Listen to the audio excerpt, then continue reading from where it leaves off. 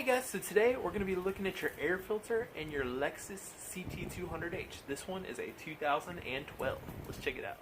Okay, first you're going to go ahead and just pop it in. Your little tab is going to be right there. Slip it on up. We're going to pop it on up here. And then you have two little tabs right here. You're just going to pop them and then just grab on it and kind of pull up and out of your way. Then we have this air filter. And they say if you can tap it and stuff comes out, we can see stuff coming out there, it's time to change. So if you don't have one on hand, you kind of come over here and just smack it pretty good. You want to smack it, buddy? Yeah. And that'll kind of help clean it out, and it'll help kind of increase your fuel mileage a little bit, but they're not very expensive, so you could probably just go ahead and get one and then put it back in. It's pretty simple. We're just going to lift it back up again, and then just sit it right like that.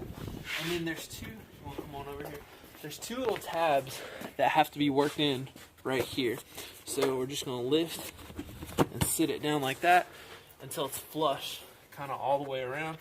Then we'll take our little two tabs, snap it back in. It's a really simple project. So that's it. Thanks for watching.